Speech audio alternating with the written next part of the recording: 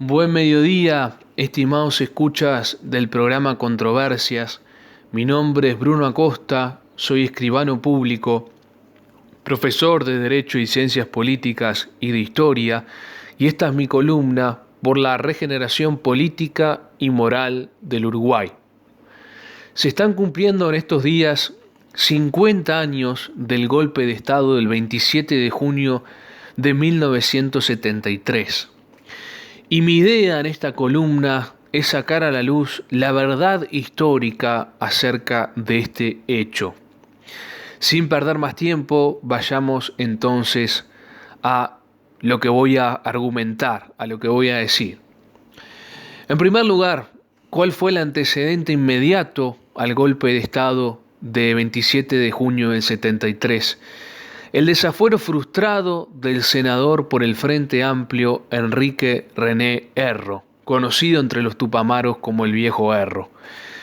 Estoy queriendo decir que el Senado, habiéndole pedido a la justicia que lo desaforara para poderlo procesar por sus notorios y conocidos contactos con los tupamaros, Erro era directamente un tupamaro, denegó el desafuero a la justicia. Esto es un hecho gravísimo. El Senado denegó el desafuero de Erro, que era un tupamaro, para que la justicia lo procesara. Acerca de este hecho nefasto, obra del Parlamento, en estos días, en ese momento, se lee en la prensa de la época, por ejemplo, el 16 de mayo del 73, en azul y blanco, dice lo siguiente: resulta increíble que durante más de 15 días el Parlamento de un país y la atención pública del mismo estén pendientes del desafuero de un demagogo cuyas implicancias con la sedición son harto conocidas desde hace más de 10 años. Lo que realmente ocurre es que este gran demagogo es un verdadero símbolo, unifica a los corruptos y a la sedición antinacional. Y escuchen bien esto: nadie puede dudar a esta altura de las circunstancias que existe una fuerte tendencia dentro del Parlamento que responde a los intereses y a los órdenes de los sediciosos comunistas. Esto es clave, estimados oyentes. El Parlamento estaba de la mano con la sedición antinacional.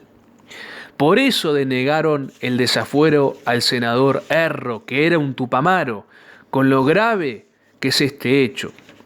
El Senado lo que termina haciendo, y eso da origen al golpe de Estado, es una de sus razones, la razón última, digamos, es lavándose las manos de forma pilatesca, cual Poncio Pilato, y derivando el desafuero a la Cámara de Representantes de Diputados para que le hicieran un juicio político a Erro, cuando podrían haberlo desaforado ellos, los senadores. Lo que pasa es que no lo hicieron porque si lo desaforaran, Erro iba a hablar e iba a señalar a unos cuantos dentro de la Cámara de Senadores y Diputados también. Por ejemplo, Michelini. Por ejemplo, en diputados, Gutiérrez. Por ejemplo, el propio Wilson Ferreira Aldunate, de estrechos contactos con los tupamaros. Por eso salió corriendo Wilson Ferreira cuando el golpe, para que no lo atraparan los militares por sus contactos con los tupamaros. Se fue para Buenos Aires. Bueno, les decía, el Senado derivó esto a la Cámara de Representantes e increíblemente la Cámara de Representantes el 21 de junio resolvió por mayoría de un voto en contra, disponiendo el archivo del asunto Erro. Es decir, no iba a ser desaforado. Repito, esto es terrible, es el antecedente inmediato al golpe. Los senadores, los representantes, el Parlamento en general, no desaforó a Erro, habiendo sido muy conocido que él era un tupamaro, para que no hablara. Fíjense si esto no es terrible y da cuenta del grado de complicidad de los parlamentarios, de los politiqueros con la subversión y la sedición antinacional. Entonces, esto que no desaforaron a Erro genera próximamente el golpe de Estado del 27 de junio del 73. Hablemos concretamente de este. En una editorial del semanario Azul y Blanco se escribe justamente acerca del 27 de junio de 1973 y se dice lo siguiente. El presidente de la República, don Juan María Bordaberry, ha dado el paso trascendental de disolver las cámaras. Todo el pueblo, el verdadero pueblo oriental, el que rechaza con indignación tanto la traición de la antipatria como la traición de los políticos descastados y corruptos, está con el presidente Bordaberry y aplaude con calor y entusiasmo la medida difícil pero indispensable que acaba de tomar. Recalco que esto es prensa de la época, ¿no? En nuestro siglo y medio de vida institucional muchas veces han sido disueltas por el Poder Ejecutivo y los cuerpos constituyentes o legislativos del Estado, y nunca antes, y muy difícilmente en el futuro, habrá estado tan plenamente justificada esta medida. Todo lo ocurrido con motivo del pedido de desafuero del senador Erro, elevado por la justicia militar, fue algo tan bochornoso que si los políticos no se avergüenzan de ello, y todo indica que no lo hacen, es porque han perdido toda sensibilidad, todo espíritu crítico, todo pudor, todo respeto por sí mismos. El Parlamento y en sus dos ramas se convirtió en cómplice y encubridor de la sedición antinacional. Esto es clave, estimados escuchas, para que se comprenda la razón del golpe de Estado.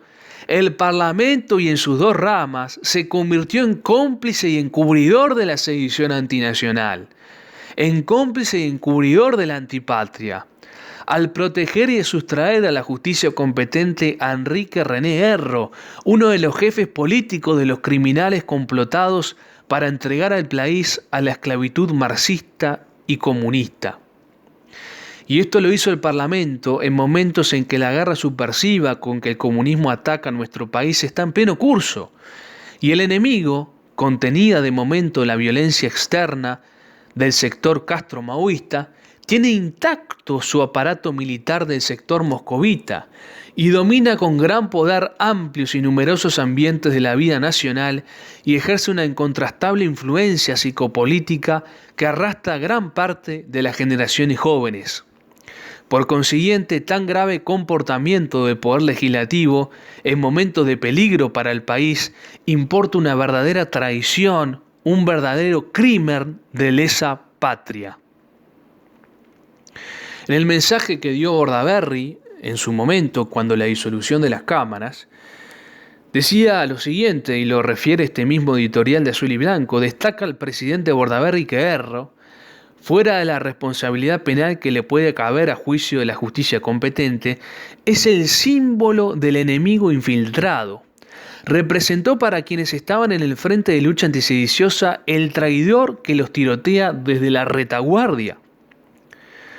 Sostiene que la importancia de este episodio va más allá de la pura relación entre el ciudadano acusado y la justicia que lo reclama, ya que él, el propio Erro, y escuchen esto, este tipo estaba metido en el Parlamento, vivito y coleando.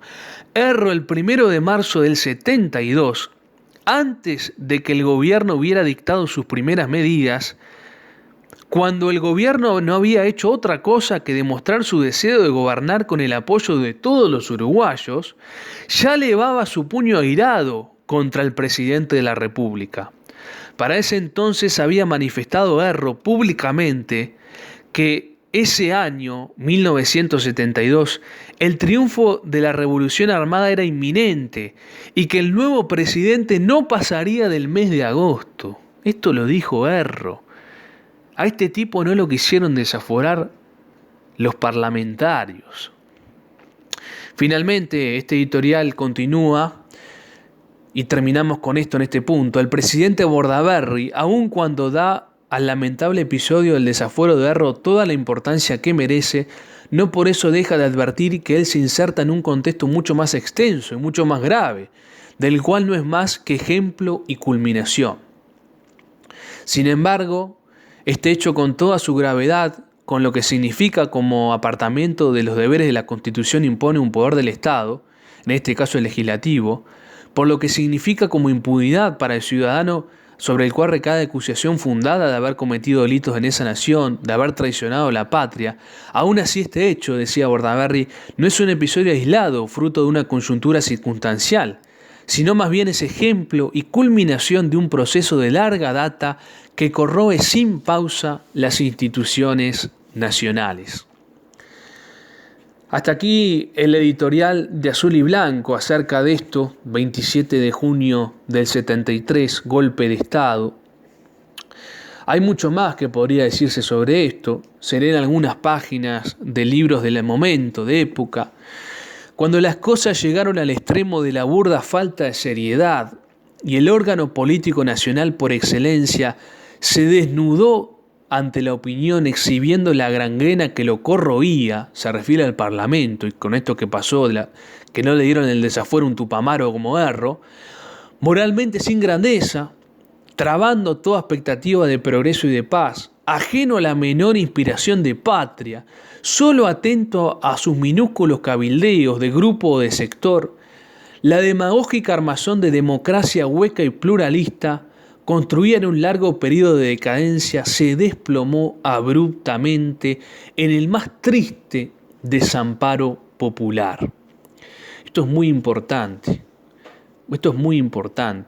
El Parlamento fue desamparado popularmente. Nadie creía en ese Parlamento en aquel momento.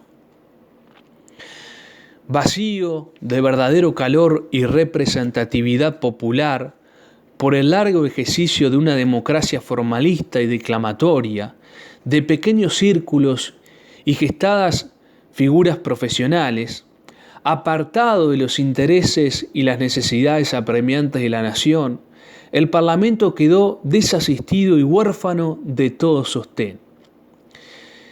Pero sin eufemismos, el Senado recogió el rumor de la eventual clausura que subía de la calle y adelantándose a los hechos, se autodedicó una postrer sesión de despedida.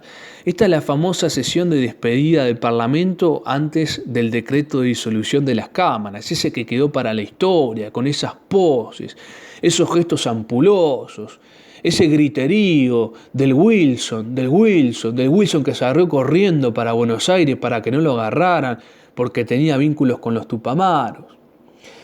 Los discursos fueron un altisonante anatema contra la dictadura, un desafío ardoroso a la fuerza, un conmovedor himno a la libertad, no exentos de amenazas trágicas que seguramente convencieron hasta humedecieron los párpados de quienes con decantada maestría los recitaron. Pero la florida retórica de siempre se desvaneció en el aire, también como siempre, sin la menor actitud ni eco que los respaldasen. Cumplido el ritual, registradas en el diario de sesiones para la posteridad las terribles condenas y discrepancias destinadas a lavar sus responsabilidades, estos representantes de sí mismos, que por definición en toda época son los parlamentarios, los politiqueros, los demócratas, dieron por terminado el acto y se marcharon para sus casas, solos, como habían venido. Cuando sobre el amanecer un oficial de las Fuerzas Armadas clausuró las puertas del enorme recinto del Parlamento, no quedaba un alma en él. Salieron corriendo, como cobardes.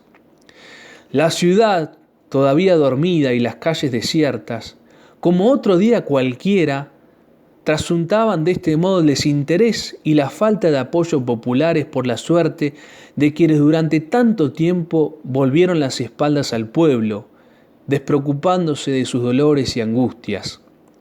Un final carente de dignidad, a tono con la forma antipatriótica y renuente en que el Parlamento había venido actuando, hasta el grado de caer en las redes de la subversión y la sedición con las que varios de sus integrantes estuvieron en vergonzosas componedas esperando medrar. Acá se repite lo mismo, ¿verdad? La complicidad del Parlamento con la subversión, de ahí su disolución. Esta idea es clave que ustedes la recuerden. Y se insiste en la soledad que tuvo en ese momento el Parlamento, en su falta de representatividad y popularidad. Esa es la verdad histórica. Nadie creía en el Parlamento. La gran mayoría de los uruguayos aplaudieron su disolución. A este respecto, el protagonista principal de esos hechos, el presidente Bordaberry, recuerda este momento y sostiene lo siguiente. Aquel 27 de junio de 1973 sucedió algo similar a lo que pasara 40 años antes, es decir, el 31 de marzo de 1933. Dice Bordaberry, se repitió lo que me contaba mi padre de la época de Terra. Cuando se dispuso que se ocupara el Palacio Legislativo, no quedó nadie. Se habían ido todos. Y eso mi padre me lo decía como una demostración del poco valor de los parlamentarios. Hicieron grandes discursos y se fueron. No se quedó ni uno solo para defender sus ideales. Y en 1973 pasó lo mismo. Hubo muchos discursos, se habló de lo que llamaron la Noche Negra, pero no se quedaron. Yo todavía no había firmado el decreto, pero ellos ya estaban enterados de lo que iba a pasar porque ya había mandado el mensaje a la Asamblea General. Yo le decía a Chapapose que dejara que hablaran, que cuando terminaran de hacerlo se irían, de modo que cuando los militares llegaron ya no había nadie, y así fue. Por eso me acordaba de lo que me decía mi padre. Salieron del Palacio Legislativo y nadie los detuvo. Además, es bueno recordar que los únicos políticos que no se quedaron en el país fueron Wilson Ferreira Aldunate, Selmar Michelini y Héctor Gutiérrez Ruiz. Erro ya no estaba, se había ido antes.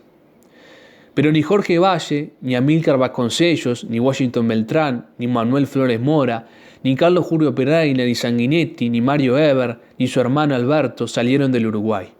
Todos se quedaron, salvo ellos tres. Quizás ellos habrán pensado que los militares podían encontrarles algo para acusarlos. Esto entonces demuestra a las claras cuál era el ambiente que se vivía en aquel momento y sobre todo cuál fue la actitud de los demagogos parlamentarios que, insisto, y esto es central como verán en mi columna, para comprender la verdad histórica y el porqué del golpe de Estado hay que entender que el Parlamento estaba con la subversión.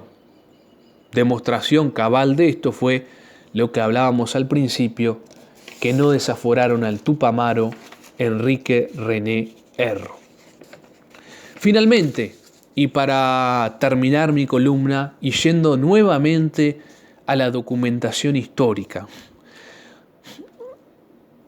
¿cuál fue la reacción de la prensa luego del golpe?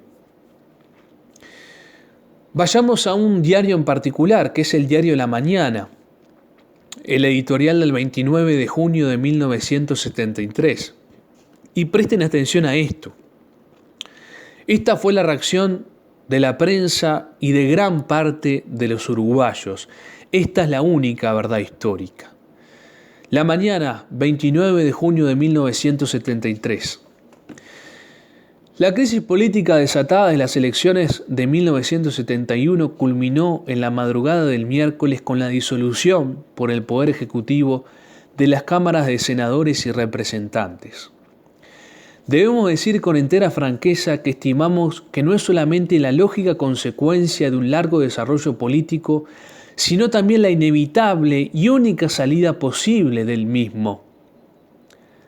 Al presidente de la República no le quedaba otro camino para salvar la esencia de las instituciones y la integridad nacional de la paz interna. La decisión, escuchen bien, no sorprendió a nadie, porque es la conclusión lógica e inevitable del deliberado enfrentamiento organizado por diversos centros de maniobra política contra el Poder Ejecutivo desde el día en que se conoció el resultado de las inobjetables elecciones de 1971. Los derrotados de entonces no perdonaron nunca este resultado. El presidente de la República, en su alocución del miércoles por la noche, al recordar sus insistentes esfuerzos por alcanzar la realización de un gobierno nacional que el país tanto necesitaba, recuerda cómo subió las escaleras y ofició sin reticencias y sin condicionamientos la oportunidad de trabajar todos juntos, los uruguayos que deseaban el bien del país en la gran obra de la reconstrucción nacional. Todos conocen la verdad de este esfuerzo que por pasión, por ambición o por ceguera fue sistemáticamente rechazado. Es decir, que la mañana, el 29 de junio, 2 días después del golpe, dice que la decisión de disolver las cámaras del golpe de Estado no sorprendió a nadie, que era la conclusión lógica e inevitable de un proceso, que al presidente de la República, Bordaberry, no le quedaba otro camino. Creo que ha quedado bastante claro y bien tratado, bien trabajado, con documentación de la época, cuál fue la verdad histórica acerca del golpe de Estado de 1973. ¿Cuál fue, repito, la reacción de la prensa de la época, el espíritu que en general se vivió por parte de la gente, la opinión de los protagonistas, la complicidad, insisto, por enésima vez, del Parlamento con la subversión y de ahí el desenlace en el golpe de Estado? No hagan caso a los griteríos de los parlamentarios en estos días. No hagan caso a los griteríos desaforados de los comunistas, de los marxistas en estos días. Solamente es esta la verdad histórica acerca del golpe de Estado de 27 de junio de 1973. Muchísimas gracias.